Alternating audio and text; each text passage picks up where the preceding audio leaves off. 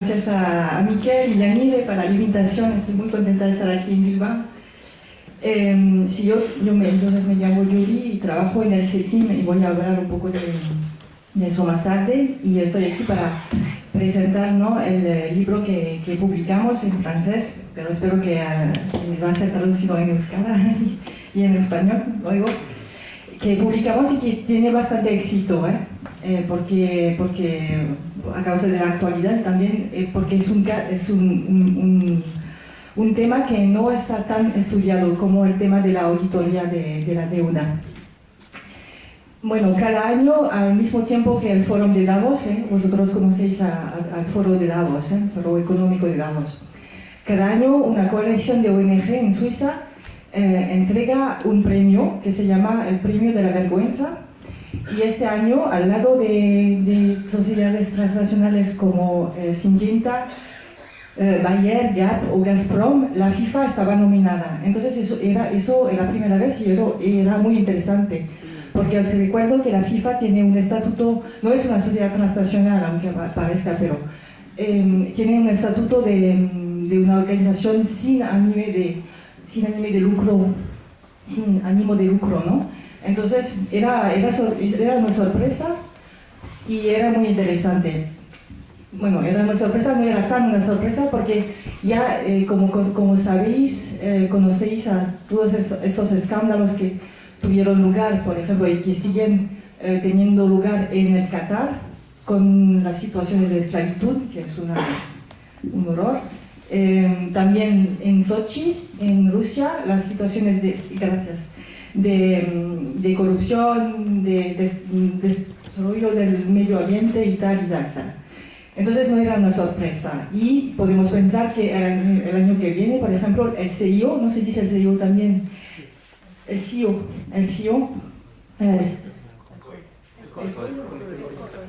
el collo.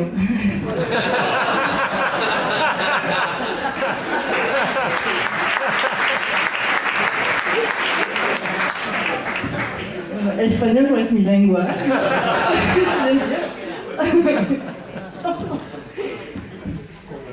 El collo. El CEO, voy a decir en francés, no es así. Bueno, entonces esta institución será nominada también luego el año que viene, ¿no?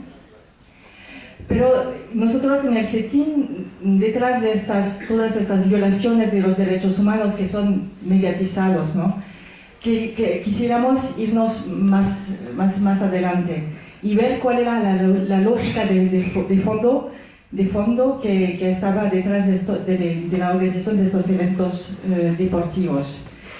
El CETIM es una pequeña editorial que existe desde hace más de 40 años en Ginebra y trabajamos en el sistema mundo, lo que llamamos. Estamos muy cerca de las análisis de Samir Amin, por ejemplo, y a nosotros nos interesa estudiar este sistema que hace que hay países ricos y países pobres en el mundo. Y nuestro eslogan es no hay un mundo desarrollado y un mundo subdesarrollado, pero un mundo mal desarrollado. Y por eso a nosotros nos interesa el tema de la globalización neoliberal. Y quisiéramos analizar estos eventos a la luz de la globalización neoliberal. Perdón. Y entonces irnos más allá. Y como lo dijo María Lucía, como hay un sistema de la deuda, también estos eventos se inscriben en el marco de la globalización neoliberal. Entonces mi exposé, que será bastante corto, tiene dos puntos. El primer punto es que estos puntos están estudiados en este libro. Mi primer punto era preguntarse por qué cada año, cada eventos están organizados en países, digamos, emergentes como África del Sur, Brasil y tal. Es una nueva tendencia, ¿no? ¿Y por qué los dirigentes aceptan estos eventos? Y el segundo punto era estudiar cuáles eran los impactos de este flujo de dinero que es muy importante. El primer punto, entonces, es una paradoja, porque si miramos a estudios de economistas que no son nada de izquierda, estudios sobre la economía deportiva,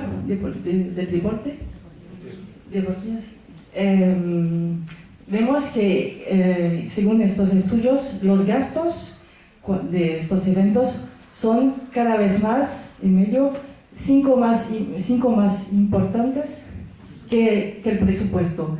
Eso es una constancia. Entonces, y además, y estos estudios demuestran que cada vez no se puede prever los ingresos. Entonces, y lo vemos, por eso es una paradoja, porque los dirigentes aceptan eso, aunque tengamos estos estudios.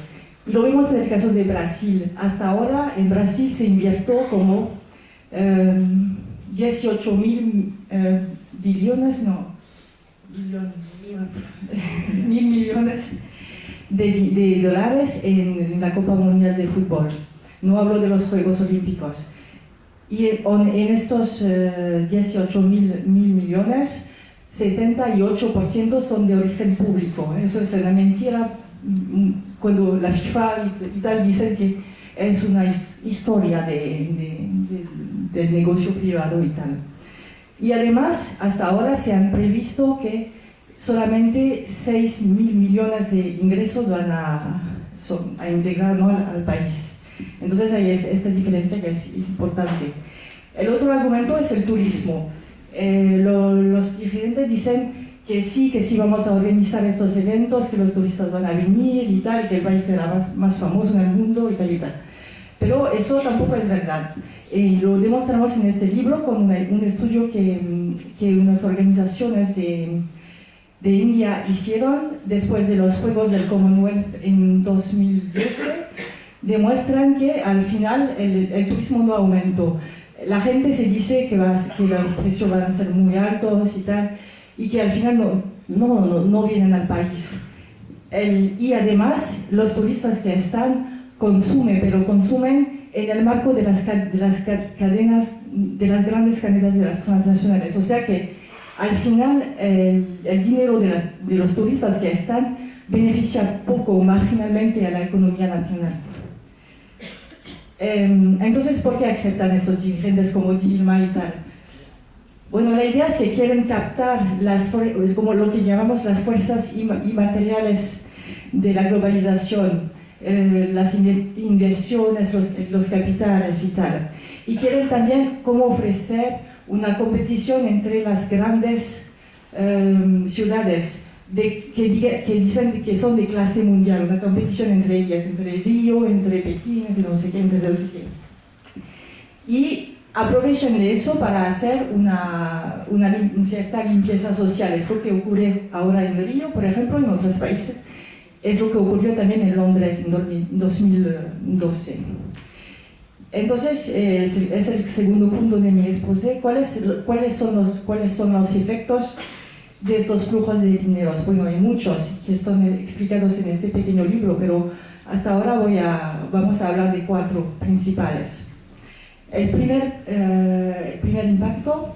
efecto, como ya lo dije, sabéis que los gastos son sistemáticamente más importantes que los ingresos. Y estos gastos son de origen público.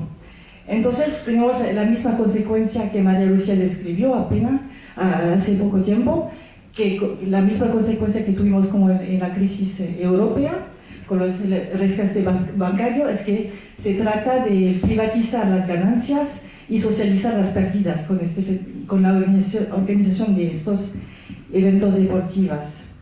Así, en África del Sur, un informe muy completo, muy interesante en inglés, que fue publicado por sindicatos de África del Sur y también apoyados por sindicatos suizos y también escrito por profesores de la Universidad en África del Sur, demuestra que la deuda pública exterior de África del Sur pasó de 60.000 millones de dólares a 130.000 millones después de la Copa Mundial de Fútbol en 2010. Entonces, en el marco de una auditoría también se tendrá que estudiar estos impactos, especialmente en Brasil hay que ver los vínculos que tendrán con la Copa de Fútbol.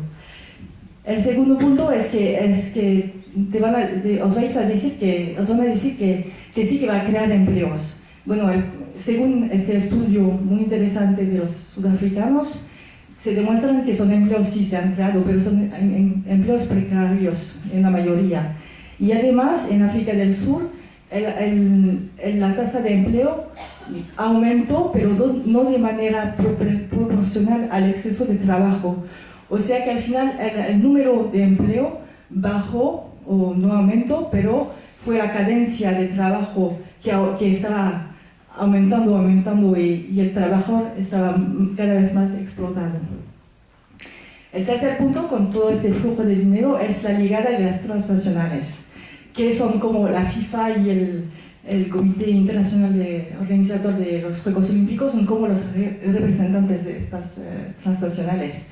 Y sabemos que estas transnacionales forman parte de la globalización. Entonces llegan en un país y van a imponer, y no hay que negociar, van a imponer sus productos, ya está. Y los vendedores de las calles tienen que irse, y es lo que pasó en África del Sur, es lo que va a pasar en Brasil también. Están impedidos a vender sus productos y están entonces excluidos de la economía nacional. Durante estos eventos se tiene que beber Coca-Cola, comer McDo y pagar todo con la visa, y ya está. Pero es verdad. Y según bueno, hay un montón de ejemplos en este libro, pero un artículo muy interesante que publicamos fue escrito por un profesor de urbanización en Newcastle, en Gran Bretaña, que se llama Stephen Graham, y según él, lo más importante es la llegada de los transnacionales de la seguridad privada. Y que estas transnacionales conoció un boom fenomenal desde hace unos años. Y por ejemplo en Londres en 2012, aunque Gran Bretaña estaba en una crisis muy importante, como todos lo sabéis, en Londres gastó como más de 600 millones de pounds para la seguridad privada por los Juegos Olímpicos, ¿no? Empleó a 13.000 soldados británicos, o sea, más que el número total de soldados que se quedan ahora en Afganistán, británicos. Y empleó también a más de 5.000 agentes de seguridad privada, los Securitas, no sé cómo se llama así aquí. Y evitaron, claro, leyes antilibercidas, prohibieron a todo movimiento que parecía los movimientos Occupy y tal, durante los Juegos Olímpicos, antes de los Juegos Olímpicos y durante los Juegos Olímpicos. Según Stephen Graham, la idea era como probar las técnicas de guerrilla urbana, y es lo que pasa cuando se organizan estos eventos, lo que va a pasar también en Brasil. Y tiene como consecuencia el desplazamiento de la violencia. Porque os recuerdo que justo un año antes, en Londres, en 2011, hubo las motines, las más importantes después de la Segunda Guerra Mundial, en el norte de Londres. No sé si os recordáis. Era muy importante. Y claro que todo fue iniciado por la muerte, el asesinato de un joven por la policía. Pero según un estudio de universidades y tal, han demostrado que también la gente estaba muy enfrentada con el hecho de que la municipalidad y también el país estaba gastando dinero para los Juegos Olímpicos, aunque la gente del norte de Londres, que son varios bastante pobres, no tenía mucho dinero. Y entonces, por eso Stephen Graham habla de este desplazamiento de la violencia.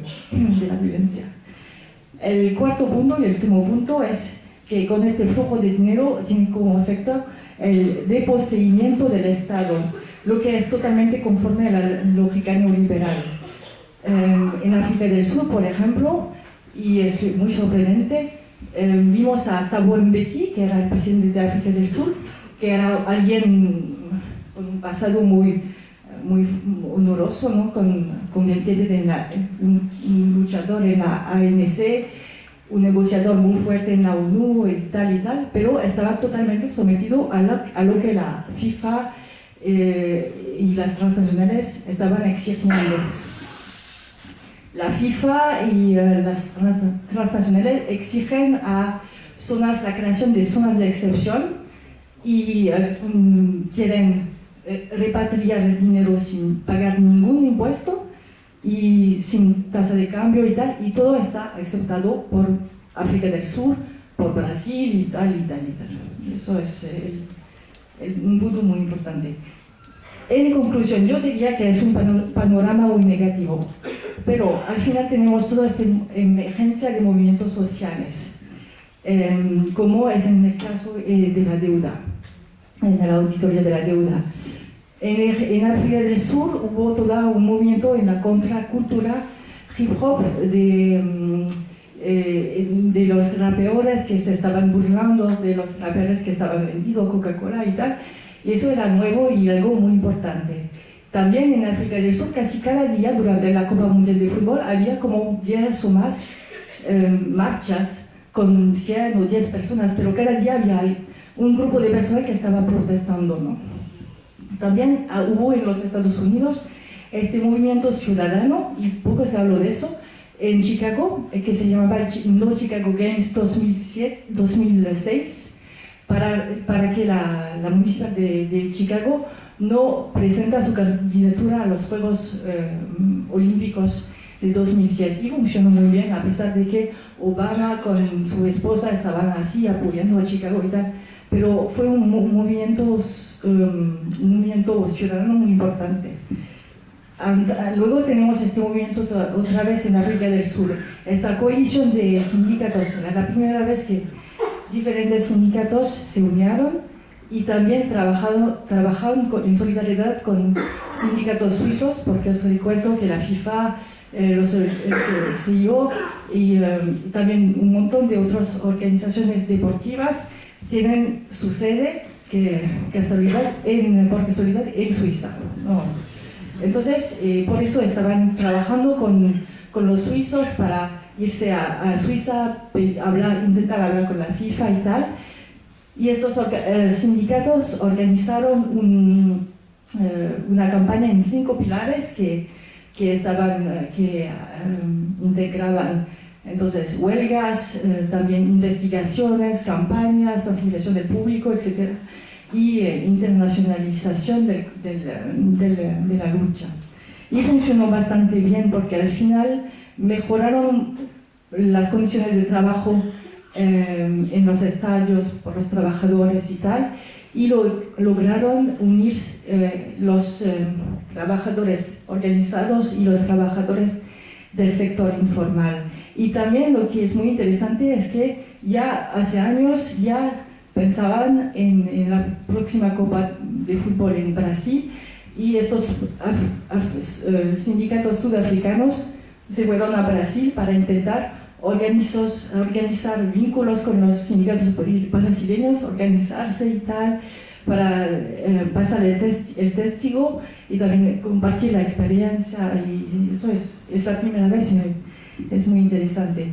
Y al final, claro que tenemos este movimiento muy importante en Brasil, y no sé si María Lucia puede decir unas palabras a propósito de eso, porque hay que aprovechar que esté con nosotros.